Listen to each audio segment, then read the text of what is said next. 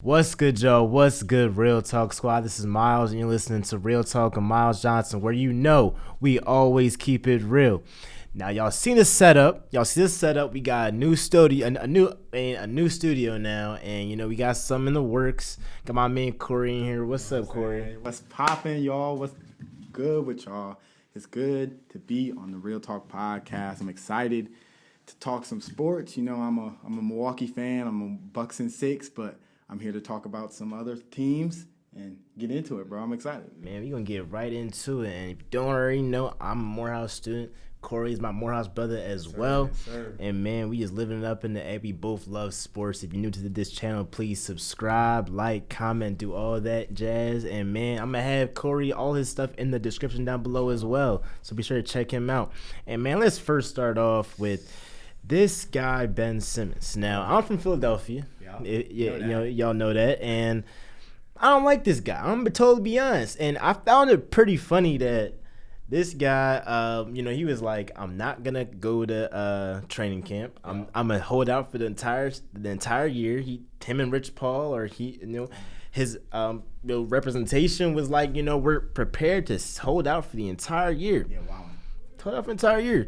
And then now earlier this week, he ended up having to, swallow his pride a little bit and made his way to Philly. So what's your thoughts on that, bro? What's your thoughts on that? I'll get mine after you. I for sure know that Ben Simmons missed that money. He was getting fined. They put his money in an escrow account, and he saw that how much money they was gonna take out, and he was like, man, I gotta get back to Philly. Regardless of the fans, regardless of how I'm playing, I need that bread. When they miss out on that bread, it's important.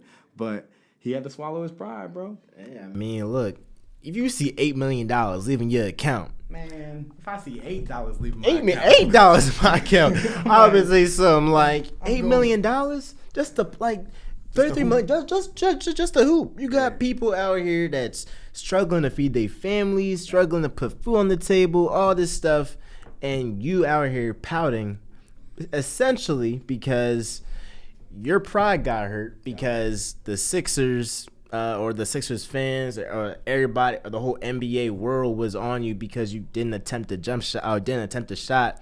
And that key moment was when you passed up that wide open dunk. And Sixer fans like me, I saw that in person, bro. I was there for Game 7, bro.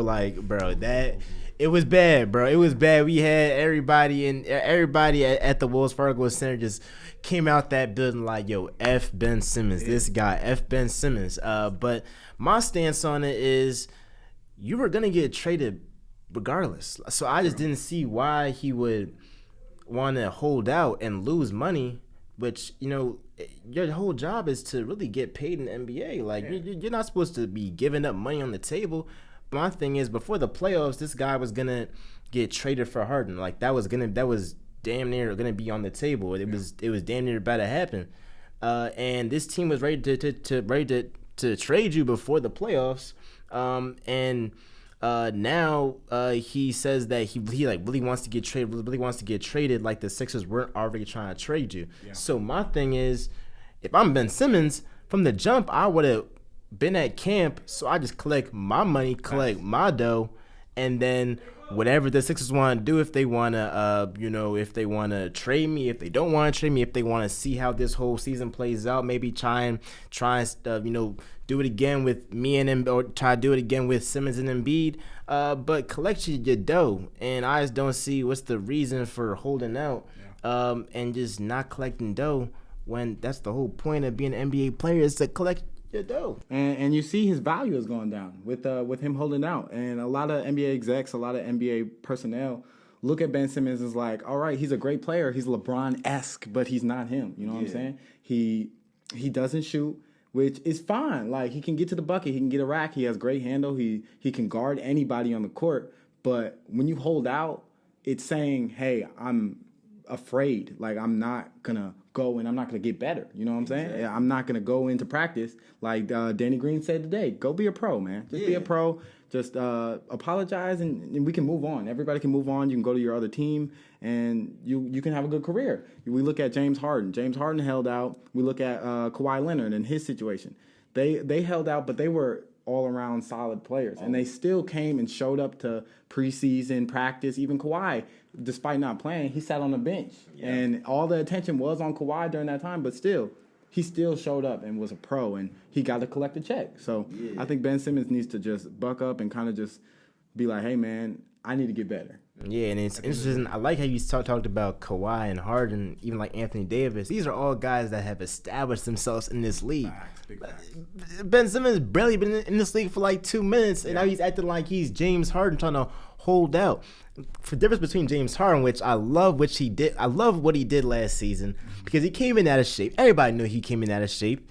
And then in the first game, he puts up 44-17. Just to tell y'all, you know what? I'm that guy. Yep. I'm that guy when I want to be that guy. And every team knew that James Harden is that guy. But after he put up 44-17, he kind of just like put his foot off the gas and was like, I want to be traded. But I'm good. But all the teams knew that his value isn't going to go down because everybody knows how spectacular, how great James Harden is. Ben Simmons, if you want to get traded, if I'm you, I'm going to be like, you know what, maybe I should, up my trade value so every team in the league can get all their pieces to try and get me. Yeah. Instead of now it's like, the Sixers are trying to find ways to try and trade you and all this. Indiana, they're giving out Malcolm Brogdon. They're finding these trades, but they aren't really like, they're pretty much pennies on the dollar, and we're not trying to have that. And Daryl Morey, who is an experienced GM, he's not going to trade Ben Simmons for pennies on the dollar. Like, he's not going to do that. So Ben Simmons, it's kind of funny that you're going back to camp. And I know that your pride got hurt. I know the Joel Embiid, Danny Green, everybody on the team is probably like laughing at you because you look pretty silly right now. But this all could have been avoided if you just showed up to camp to begin with and had that mindset of like, yo, I had a terrible postseason. I had a worse free throw percentage than Shaquille O'Neal. Wow. And now maybe in the next season I should try and prove to these fans that I've improved. Stop posting them videos of you shooting 30-foot jump shots, ball away jump shots. It's every summer. And they come in the season. He can't, bro. He don't do nothing. Doesn't even attempt it. And then he gets mad at Sixers fans like us because we know your potential to be great. Yeah. But you're not living up to your potential. Yeah. And like I've always said, I feel like I've said he's a bust. You might disagree. I said he's a bust. Something to say on that. But I feel like every season it's like he's not improving. You got guys in his draft, whether it's I don't know if he was. Because I know that he missed that first season, and he was, I guess, like a redshirt rookie of the year or whatever. Sure stole that he definitely Donovan Mitchell. But you see a guy like Donovan Mitchell every year. This guy's improving. He's franchise player of the Jazz. Every year he's improving. Guys like Jason Tatum that are like around that draft class every year are improving. Yeah. Guys in the draft class, whether it's De'Aaron Fox, all these guys are improving every year. They're becoming centerpieces. And Ben Simmons is the type of guy that. He's more content with where he's at. He's content with his play style. He's content with how he plays.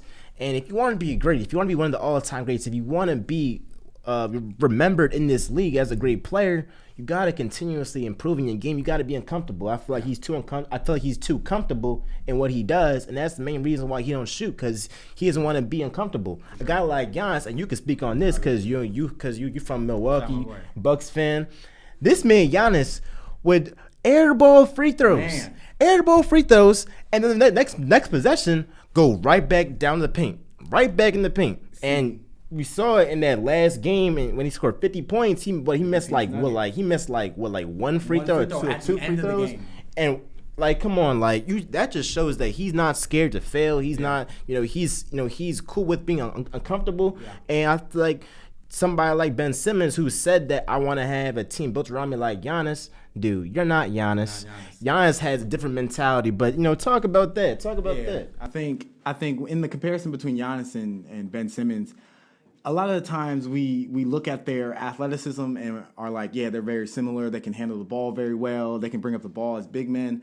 But like you said, the difference between Giannis and Ben Simmons is that Giannis is going to shoot anytime he wants. And he's going to keep shooting because he knows the more he shoots, the better he's going to get. He might airball 3 threes in a game, but he might make the 1 3 that is going to win us the game. It's going to push us to that next point. Ben Simmons won't do that. He'll sit back and he's going to let somebody else take that responsibility. as the franchise player, you got to take that responsibility. Take that shot. And I don't even think that Philly fans are necessarily mad at his play because he's going to give you a solid, 18, 20 points a game with at least like 5 or 6 assists a game. But it's the fact that you're not taking advantage of the opportunities that you were signed up for. And it's like you got like a guy like Joel Embiid who's playing on a tournament this year is giving y'all 40 every single night in the playoffs, and you can't even put in 10 points. And he'll shoot. Joel Embiid will shoot around the mid-range. He don't care, and it's like at a certain point, a guy like Joel Embiid needs a player to match him. To match him, you can't have a guy that's averaging 28 and 12. And then Ben Simmons in the playoffs, man, he'll go scoreless in the fourth quarter. He'll go scoreless in the second half. He won't even attempt shots. Yep. It's like he needs that bona fide superstar that can match him if he wants to win a chip. And if the Sixers are serious about maximizing Joel Embiid's potential, they got to go out and get him a guy like Bradley Beal. They got to go out and get him a guy like Damian Lillard. Now, it's not going to be as hard because, it's going to be harder because this guy Ben Simmons has lowered his trade value so much. But I think that, it's possible if you have a trade package of like Ben Simmons, Matisse Thybulle, you can have Tyrese Maxey, and then you maybe have a couple first-round picks. But I feel like that package, we're going to see what's going to happen with the Blazers and the Wizards. But I don't see that the Sixers really trading for anybody else in the whole league. If it's not guys like Damian Lillard or Bradley Beal, 2 go-getters that is going to give you at least 28 to 30 every single night. But matter of fact, let's just segue into this man, Kyrie Irving. Man, what's your thoughts on Kyrie? Man? What's your thoughts? I got a lot to say. So Kyrie Irving for me, I think his decision to not play, I think it's fine. I think you deciding not to get the vaccine is completely your choice. It's on you. If you don't want to get it, you don't want to get it. No one should be forced to get a vaccine, or no one should be forced to go through that. But it's how it's being dragged out in the media, by the teams, everybody involved. Kyrie is really dragging everybody through the mud, even though he's making that personal decision. And I think there was a certain way he could have gone about it. He was NBA. He was on the NBA PA, so he had the power. He had the place, he had the organization where he could say and get things off his chest and make some amendments to the things he thought were wrong. Mm-hmm. But he didn't. He instead just said, I'm not going to play. And this is a continual pattern of things for Kyrie. And I love Kyrie. I've liked Kyrie ever since he was with the Cavs, Rookie of the Year. It's just crazy how now he's so absent. For a while, he was very frequent, one of the best point guards in the league, playing. Hey. I've always said this. I've noticed this. I think Kyrie won a chip too early. I think once, because you kind of seen after 2016, Kyrie was acting. Ever since then, he's kind of been acting a little odd. That next year, he basically wants out of Cleveland. After that next season, after they won the chip, because he wanted to be the man of the team or whatever, really and then he gets the opportunity to be the man in Boston. And then he ends up driving the young players away from him because he was talking about how they should improve and all this, but he wasn't really being that leader. And again, guys like Kyrie and Ben Simmons that have talked about, I want to be the man, I want to be that guy for the team. But it's hard to be a guy like Bron. It's hard to be a guy like KD. It's hard to be a guy like Curry, Giannis, guys that are the faces of your franchise, and the whole spotlight is on them. But with Kyrie, it's I feel like he won the chip too early. I feel like once he won the chip in 2016, he was I don't really care. Not that I don't care, but I feel like his passion for basketball has kind of dwindled down a little bit. I think that his track record speaks for itself. My grandpa, my great granddad, he told me your reputation will run faster than you ever can. I think Kyrie's reputation has really hurt him because you have a guy talking about the earth is flat. Has been selfish to his teammates and all this. Has always been in the media, basically not coming to work. So you can't really get upset with people that are that have a negative reaction to you not being in training camp or whatever, and not getting the vaccine, being absent to work, because in the past you have been absent to work. So it's your track record isn't the best. It's not like you've always showed up to work. You've been at every single game, and then just because of this vaccine, you're not going to work. Then I think that more people would be like, okay, I understand Kyrie and all that, but I think that if you have a track record of not coming to work, of really, like your boss didn't even know last season about where's Kyrie. It was a question like, where's Kyrie? Where is he? Is he gonna come back this season? And I think if you have the reputation, it's kind of hard to have people forget about that, and have people forget about the past things that you've done. And I think with Kyrie, it's just like, bro, I think he wants to play basketball, For sure. but I don't think that's like, oh, I really gotta play. Like, I really gotta win a chip. I think other things. I think social justice is a top thing on his mind, and I think to help people. But I think personally that him talking about, I want to help. I want to be the voice of the voiceless. Yeah. Like there isn't a whole pandemic going on. Like this vaccine isn't like the vaccine is not just for no reason. Let's not act like COVID hasn't killed a bunch of people. It hasn't made a bunch of people sick. Like it's not like for no reason. Talking about the voice for the voiceless, like these people are discriminated against. I'm like, what about the people that are old or or that could really be sick through COVID that could be that could really be sick if you're not vaccinated. So I think that Kyrie's reputation isn't really helping his case. And personally, I think that his reasoning for it, and obviously you can do whatever you want with your body. I don't care. Really. But I think his reasoning is a little bit misguided, and that's really my stance on it. I'm just like, bro, like, I don't know. What you think? I think for Ben Simmons and Kyrie both, I think you can't pick and choose when you want to be the franchise player. When you know that a franchise is built off of you, you're one of the cornerstones, that's a responsibility you have to take. Yes, Kyrie, we all have a responsibility for social justice. We all have a responsibility to talk on these problems, to talk about the things that are affecting our environments. But you play basketball, bro. There are a lot of people who look at you just as a basketball player and are inspired to be just like you, beat you, be there, be in the same environments as you. This is your job. The Brooklyn Nets were like, hey, we need you. Like, we sacrificed all this money. We pulled all these people together. We got you and KD together. Harden came because of you. And now KD came because of Kyrie. Literally. And now you're picking and choosing when to be the franchise player. You have to understand that when you are in that spotlight, there's another set of responsibilities that you have out, like on the basketball court, in the gym, everywhere. Like, you just got to take that responsibility. And I don't think Kyrie is doing that. And I don't think he's ever done that, really. Yeah, and it's going to be interesting. I wonder how KD feels right now. Because he came to Brooklyn under the impression that he's going to be playing with Kyrie Irving. Now, obviously, last season, Kyrie was, he took that 2-week sabbatical.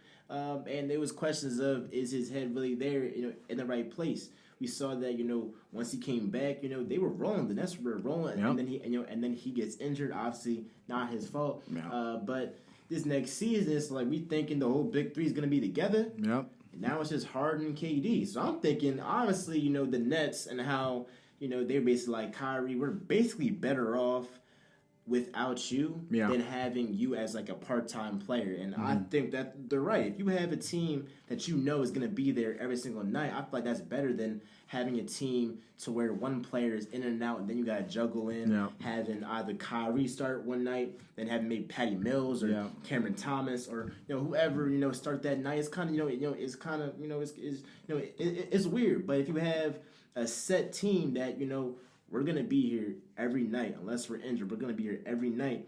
It's better. And, how do you feel about the Nets? If, let's say, Kyrie doesn't play at all this season, do they have a chance to win the chip? I think they for sure do. I think this era of the NBA is defined by tandems. I think the last championship, it was Giannis, Chris Middleton, PJ Tucker, Drew Holiday. They're a tandem. The Lakers got a tandem. Multiple people over there. There are multiple superstars on a team that make a team great. Kyrie, despite not being on the team, they still have James Harden and KD, two of the best players of this generation. And I think they're going to be straight. They're going to be good. I think Brooklyn knows that. But I think with Kyrie, he's the point guard. So he facilitates the offense. So having your number one point guard out is kind of like, it's just going to be a hindrance to everybody. Patty Mills is good. We saw him play over the summer in the Olympics, and he was killing the United States in those games. But to have Kyrie on the court is just another set of eyes. You know what I'm saying? Yeah. Because everybody's gonna look at KD first, regardless. If I see a 7-foot shooter, if I see him out there, you gonna have to put a hand up, like pull it from for sure. And then you got James Harden who take you off the dribble, lull you to sleep. Oh yeah, that's another set of eyes. If Kyrie comes, man, it's gonna be really hard to focus on all three of them at the same time. But now it's just KD and Harden. So a lot of these teams who have two tandem players can now focus on KD and Harden and kind of let their role players develop against those Brooklyn players. And we saw it in the playoffs. The Bucks did a great job. Shout out to the Bucks organization for kind of building that team. Yeah. And yes, KD got off. KD had his moments and did everything. Harden was injured, so he wasn't 100%, but we still had somebody on Harden, Drew Holiday, everybody. So those eyes were focused on them, and then the other players like Joe Harris and all those other guys didn't really show up, you know? Yeah. And that's what happens. And that's really what it comes down to a lot of the times. The superstars, yes, are big factors, but it's those role players and how those role players play with those superstars is what really matters. Yeah, and I feel like, the Nets, they got that. And I feel like, Kyrie, the teams that when he has been off certain teams, it's like the teams haven't necessarily missed him a lot. Yeah. You can think about the Cavs and in 2015. I mean, my man LeBron, granted, in my opinion, the GOAT, but they lose Kyrie and they take Golden State to 6 games.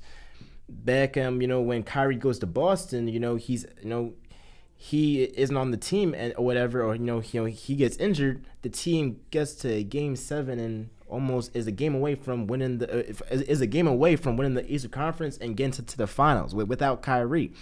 The Nets last season, Kyrie was in and out of the lineup. He did not go to the Orlando bubble, and the team made the playoffs. Like without him, they had an above 500 record without him. I think the Nets realized this, and they're like, we got KD, who's arguably the best player in the world right now. You got James Harden, who's a top 5, top 6 player at very worst in this league. And you obviously know when he's right, because obviously his hamstring was messing him up in the postseason. But when he's right, he's a guy that can give you 15 assists and can give you 40 points, 60 points any given night. Like, it's ridiculous. So that tandem of KD and Harden, that's going to be interesting to see. Nice to watch. Interesting to see. And I feel like they could even be more explosive just because, you got a guy like KD that's going to probably average around 28 to 30 this season.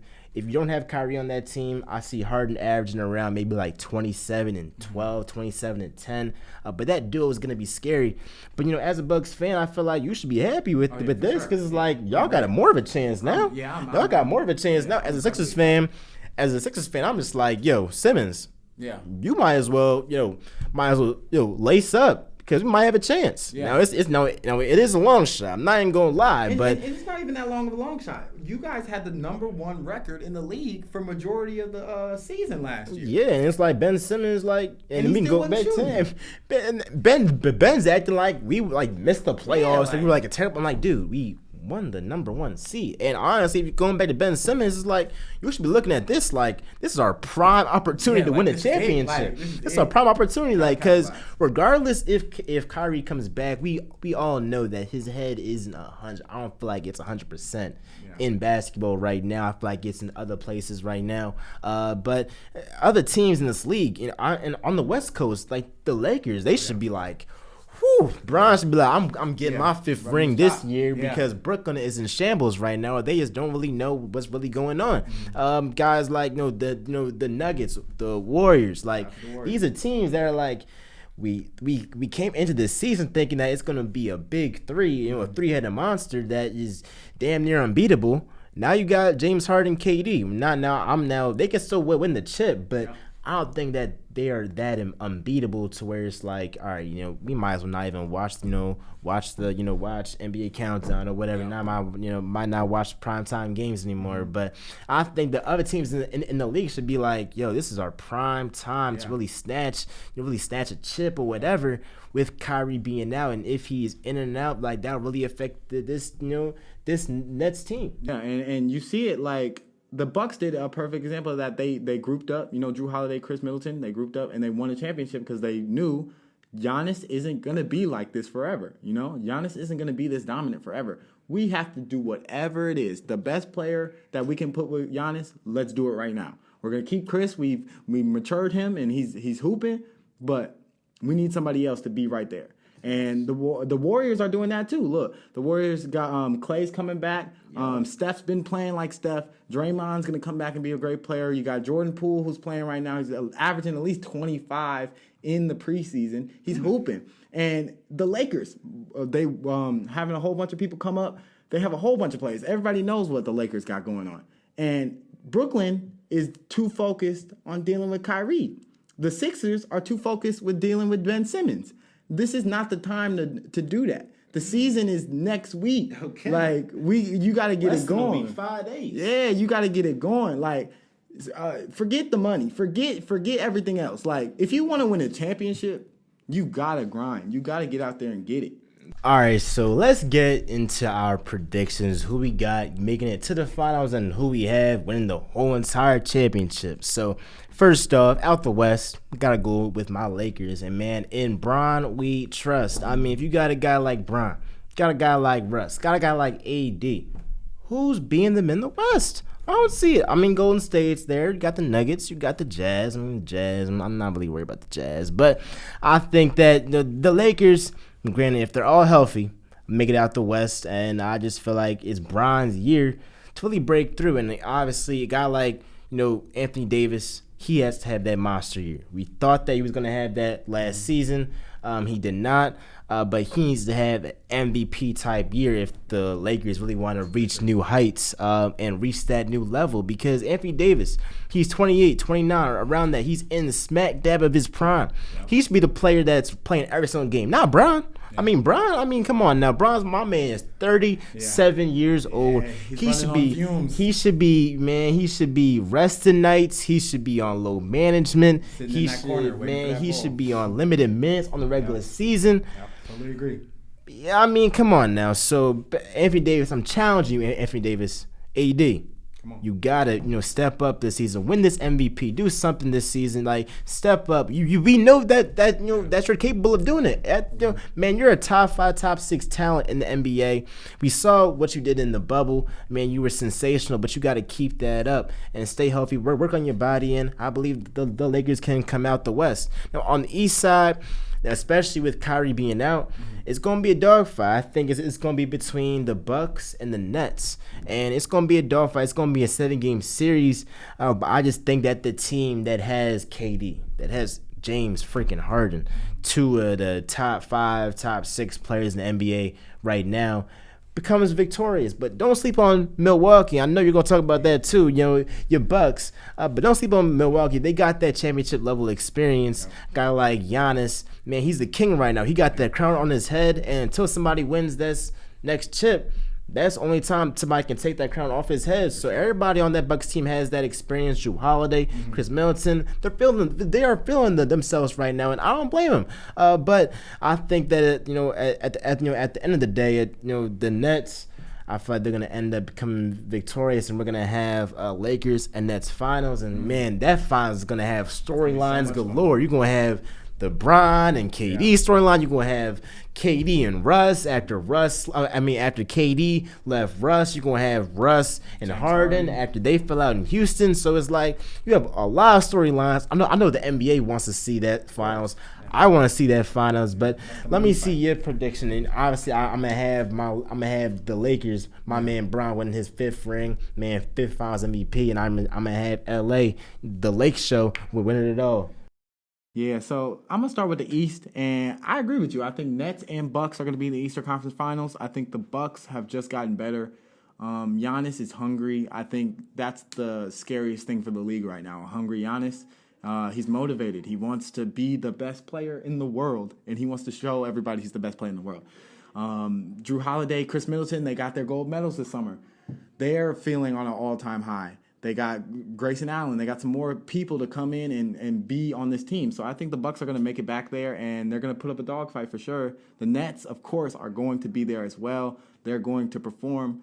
And KD, Harden, they're going to show out like superstars do. But you shouldn't count the rest of the East out. You know what I'm saying? You got the Bulls. They got Alex Caruso. They got Lonzo Ball. It's gonna be good. DeMar DeRozan. It's gonna be very competitive in the East. The Sixers, if Ben Simmons come back, it's gonna be very, very competitive.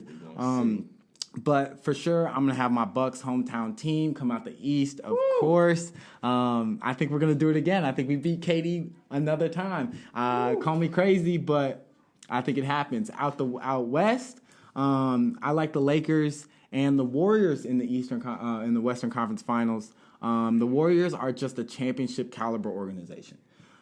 Steph Curry is playing like a video game character right now. Clay should come back in like January, February, and he's feeling good. He has a huge chip on his shoulder. Draymond is always going to talk his talk. They got Iggy. You got Iguodala coming back. They got a mixture of young players who are playing fantastic. Shout out my boy Jordan Poole, averaging 25 points in the preseason. He really has that green light. Steve Kerr really gave it to him. And with that, his confidence, they're really going to be really good. But you can't count out the other players. You know, Utah, you talked about them. Donovan Mitchell, Joe Ingles, Sixth Man of the Year, Jordan Clarkson. They're going to have a great year. It's going to be very competitive. Dame's going to come from the Trailblazers. But in the end, I think it's going to be Warriors-Lakers in the Western Conference Finals. I think the Lakers beat them only because the Lakers, I think, are a little bit more prepared, a little bit more ready for this moment. I think the Warriors need maybe 1 or 2 more years until they get to that, number 1 team in the league. So Lakers-Bucks finals.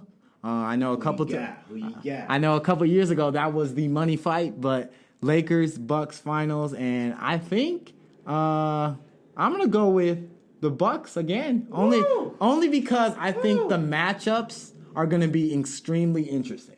Now, the styles of play from both teams are interesting to put up against each other. You know, LeBron versus Giannis, that's going to be crazy. Drew Holiday versus Russell Westbrook. Now, one of the best defenders versus one of the most lethal scorers, most triple-double monster, it's going to be box office. So, for sure.